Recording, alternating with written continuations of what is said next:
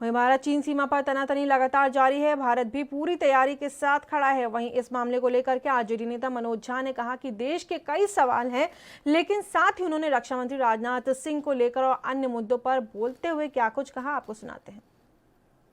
देखिए, मेरा मानना है कि बीते अप्रैल के आखिरी हफ्ते से जो कुछ हो रहा है सरहद पे, वो चिंताजनक है।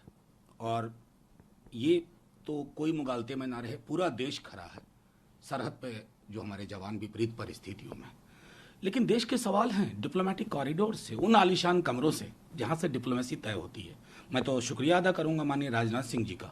वो पहले व्यक्ति थे जिन्होंने गंभीर स्वीकार किया कि तनावपूर्ण परिस्थितियां हैं, चिंताजनक हैं। प्रधानमंत्री जी तो नो इंट्रूजन का सर्टिफिकेट बांट रहे थे और उसका खूब इस्तेमाल किया चाइना में। तो कल उनके वक्तव्य के बाद मैं समझता हूं कि कुछ क्लैरिफिकेशन पूछने का भी मौका लगेगा।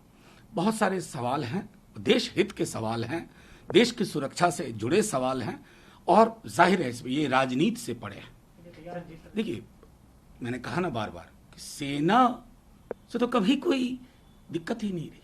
अरे ये वही सेना है जिसने विश्व का नक्शा बदल दिया। विश्व के नक्शे पे बांग्लादेश नाम के एक मुल्क का जन्म किसकी वजह से हुआ? हमारे सेना के शौर्य और उनके जज्बे से। दिक्कत वहां नहीं है, बार बार मैं दोहरा रहा हूं, दिक्कत वहां है जहां चाइना गन बोट डिप्लोमेसी, जो साइकोलॉजिकल वॉरफेयर का आपने जिक्र किया, जहां वो टैंक के साए में चाय ऑफर करता है और हमारी सरकार ट्रायल बैलून डिप्लोमेसी के दायरे से आगे ही नहीं बढ़ पा रही। दिल्ली पुलिस को इनोवेटिव इन्वेस्टिगेशन के लिए पुरस्कार मिला, ऐसा इन्वेस्टिगेशन जिसमें कई जगह पीड़ित ही ले आए गए हैं दायरे में, अभियुक्त बना दिए गए हैं। वो छात्र नौजवान जो अहिंसा की बात कर रहे थे, एक हाथ में संविधान एक हाथ में तिरंगा लेकर के, आपने उनको अभियुक्त बना दिया।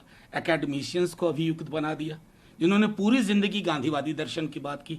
आपने उन पॉलिटिकल लीडर्स को फ्रेम कर दिया और करने की चेष्टा कर रहे हैं जिन पॉलिटिकल लीडर्स ने, कोई एक बार उनका सीवी देख ले कि उन्होंने हिंदुस्तान के लिए, यहाँ की सरजमी के लिए, यहाँ की मिट्टी के लिए क्या किया। लेकिन हाँ, ये दौर अद्भुत है। शायद दिल्ली पुलिस के आका लोग किसी पुरस्कार की चाह में होंगे, इसलिए नया नैरेटिव कर रहे हैं। देखिए, कोई भी दल जिसके अंदर थोड़ी संवेदना है, मिट्टी का महत्व समझता है, किसानों की अहमियत समझता है, वो ये जो प्रपोज्ड बिल है उसके पक्ष में नहीं हो सकता। ये कृषि को पूर्णतः क्रोनी पूंजी के हवाले करने का एक षड्यंत्र है। और अगर हम नहीं चेते अपने इतने बड़े विशाल कृषक समुदाय के साथ हम नाइंसाफी करेंगे। सदन ने अगर उसको पास किया तो मैं समझता हूं देश कभी माफ। देश दुनिया की खबरों के लिए ANB न्यूज को सब्सक्राइब करें और बेल आइकन दबाएं।